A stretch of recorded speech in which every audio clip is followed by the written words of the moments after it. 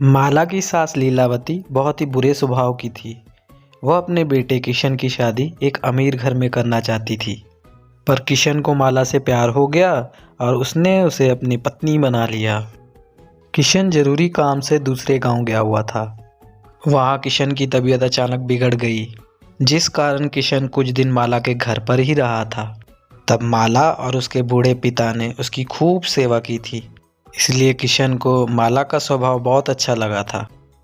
किशन को माला की सच्चाई का पता था कि वो बचपन से बोल नहीं पाती, वह गूंगी है, पर किशन को फिर भी इस शादी से ऐतराज नहीं था। किशन ने अपनी माँ कलावती को तो मना लिया, पर कलावती एक गूंगी बहू के आने से बहुत नफरत से भरी पड़ी थी। माँ, भैया ने तो हद ही कर दी। तुम्हारे तो सारे सपनों पर पानी फिर गया। भैया एक तो गूंगी बहू ले आए, ऊपर से गरीब। अपने साथ दहेज में एक अंगीठी उठा लाई है। मुझे तो लगता है कहीं अंगीठी जलाकर हमें ही ना उसकी आग पर सेक दे। अरे तू चुप कर, फालतू की बातें मत बोल। इसे तो मैं ऐसे रखूंगी जैसे घर के नौकर भी नहीं रखे जाते होंगे। मैंने उसे आते ही घर के सारे काम करने में लगा दिया है। बस कुछ दिनों की बात है, अपने आप ही परेशान होकर मेरे बेटे को छोड़कर चली जाएगी। मैं इसे इतना तंग कर दूंगी। लीलावती ने सोच लिया था कि वो माला की जिंदगी को दुखों से भर देगी, इसलिए वो उसे बहुत तंग करती थी। सारा दिन घर का काम करवाना, कोई काम ना भी हो तो उस पर जबरदस्ती काम थोप देना। माला कपड़े धोकर थोड़ी देर पहले ही सूखने डालकर आई थी। माला बोल नहीं सकती थी। इस बात का फायदा उसकी सास ने उठाया और धुले हुए कपड़ों पर फिर से धूल लगाकर उसे दोबारा धोने को कहा। ऊ ऊ, अरे गूंगी कहीं की, ये ऊ क्या कर रही है? ये देख, इन पर धूल मिट्टी लगी है। अब तो इन कपड़ों को फिर से धो। पता नहीं कैसे काम करती है।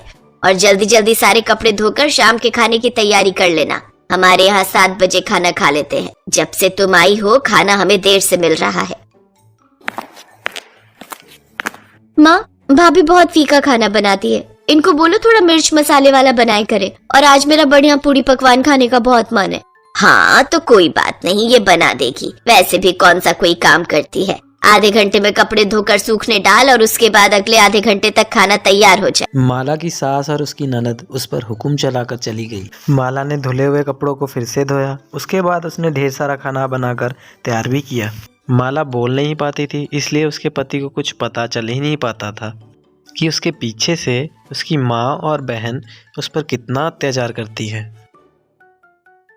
किशन के आते ही दोनों काम करने का नाटक करती और माला गूंगी होने की वजह से कुछ बोल नहीं पाती। माला जब उदास होती तो अपने कमरे में जाकर उस अंगीठी के पास जाकर बैठ जाती। वो अंगीठी उसकी माँ की निशानी थी, जो उसके पिता ने उसे शादी के समय दी थी। माला रात को जब सब सो जाते तो अंगीठी के पास बैठकर बहुत रोती और मन ही मन सोचती, माँ, मैंने तो कभी किसी का बुरा नहीं चाहा। मैं तो सबको बहुत प्यार करती हूँ। मैं माँ जी की भी बहुत इज्जत करती हूँ, पर वो मुझसे कभी भी ठीक से बात नहीं करती। हमेशा मेरे साथ बुरा बर्ताव करती है। काश मैं बोल पाती तो मेरे साथ ये सब ना होता।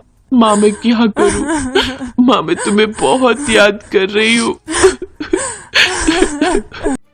माला फूट फूट के रोने लगती है। तभी अचानक अंगीठी से तेज रोशनी निकलती है और अचानक अंगीठी की तेज रोशनी के साथ माला की माँ प्रकट होती है। माला, रो मत मेरी बच्ची। मैं तुझे अपनी शक्तियों से आवाज दूंगी। अब तू गूंगी नहीं रहेगी। अब तू बोल पाएगी, अन्याय के खिलाफ लड़ पाएगी। याद रख बेटी, अन्याय करने वाले से ज्यादा अन्याय सहने वाला गलत होता है। मेरी बेटी बहुत बहादुर है और मैं जानती हूँ वो अपने खिलाफ अन्याय का सामना जरूर करेगी। मुझे माँ कहकर पुकारो बेटी, देखो तुम बोल पाओगी। माँ, माँ, मैं बोल सकती हूँ माँ। आपने तो ये जादू कर दिया। अब मैं बोल पाऊंगी माँ। तुम्हें कभी भी कोई तकलीफ हो तो मुझे याद करना।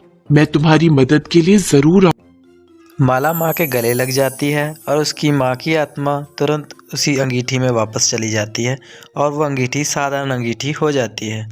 अगले दिन जब सब उठे तो माला को बोलते देख सब चौंक गए और माला ने सब सच बता दिया। माला, मैं बहुत खुश हूँ कि तुम बोल सकती हो। हाँ, मैं अब बोल पाऊंगी। अब मैं खूब बातें करूंगी। माँ जी सुने ना, देखो मैं बोल सकती हूँ। माला को बोलता देख किशन तो बहुत खुश था, पर माला के सास और ननद दोनों अंदर ही अंदर जलन से भर गई। माँ, अब तो भाभी बोलने भी लगी है। अगर इन्होंने भैया को हमारी शिकायत कर दी तो फिर तो हम दोनों की खैर नहीं। कहीं ऐसा ना हो इसके बहकावे में आकर भैया हम दोनों को घर से निकाल दे। तुम्हें कुछ करना पड़ेगा माँ। इसका अब एक ही रास्ता है, हमें उस अंगीठी को ही नष्ट करना होगा। जिस जादुई अंगीठी से इसकी आवाज आई है, हो सकता है उस अंगीठी को तोड़ने से इसकी आवाज वापस चली जाए। हाँ माँ, तुम ठीक कह रही हो। माँ, ये सब किया धरा इसकी माँ की उस जादुई अंगीठी का है जो ये अपने साथ लाई थी। चलो माँ, हम उसकी अंगीठी को तोड़ देते हैं। लीलावती और उसकी बेटी गुस्से में माला के कमरे में जाती हैं और जादुई अंगीठी को तोड़ने के लिए जैसे ही उठाती हैं, उसमें से आग निकलने लग जाती है और दोनों घबरा जाती हैं और बचाओ बचाओ चिल्लाने लग जाती हैं। कमरे का दरवाजा जादू से बंद हो जाता है। अरे, ये दरवाजा कैसे बंद हो गया? कोई बचाओ, हम दोनों जल जाएंगे, कोई बचाओ। आवाज़ सुनते ही माला दौड़कर कमरे के पास जाती है। तब तक किशन भी घर आ चुका होता है। अंगीठी में से आवाज़ आने लगती है। तुम दोनों ने मेरी बेटी माला को बहुत तंग किया है। किशन बेटा, तुम्हारी माँ और बहन दोनों मेरी बेटी माला पर बहुत अत्याचार करती रही हैं। इन दोनों ने मेरी बेटी का जीना दूभर कर दिया था। अब मेरी बेटी की आवाज लौट आई तो ये भी इन दोनों से सहन नहीं हुआ, इसीलिए मुझे वापस यहाँ आना पड़ा। किशन को सारी सच्चाई पता चल चुकी थी। माँ सुने ना, तुम दोनों ने मेरी पीठ पीछे मेरी पत्नी को इतना तंग किया। माला ने आपका क्या बिगाड़ा है? ये आपकी इतनी सेवा करती है। आप दोनों को तो खुश होना चाहिए कि माला बोलने लगी है। हमें माफ कर दो, हमसे गलती हो गई बहू। भाभी, हमें माफ कर दो, हमें इस आग से बचा लो भाभी। माँ, आप शांत हो जाओ, अपना गुस्सा शांत करो। माँ, इन्हें माफ कर दो। माला के कहने पर उसकी माँ की आत्मा शांत हो जाती है और अंगीठी की आग बुझ जाती है। हम वादा करते हैं बहू, हम तुझे अब कभी तंग नहीं करेंगे। हाँ भैया, अब हम भाभी को कभी कुछ नहीं कहेंगे। माँ जी, माँ के जाने के बाद मैंने सोचा था कि मुझे माँ मिल जाएगी। मैंने हमेशा आपको अपनी माँ माना है और ननद जी को अपनी बहन। मैं तो सिर्फ आप सबका प्यार पाना चाहती हूँ। हम सबको प्यार से मिलकर रहना चाहिए। हाँ बेटा, अब हम भी अपनी बहू को शिकायत का कोई मौका नहीं देंगे। हम सब प्यार से रहेंगे। देखा माँ, माला का स्वभाव कितना अच्छा है। इसने आपको कितनी जल्दी माफ कर दिया। हाँ बेटा, अब हम भी अपनी बहू को शिकायत का कोई मौका नहीं देंगे। हम सब प्यार से रहेंगे। उस दिन के बाद से माला की सास और ननद ने अपना व्यवहार बदल लिया और सभी खुशी खुशी रहने लगे।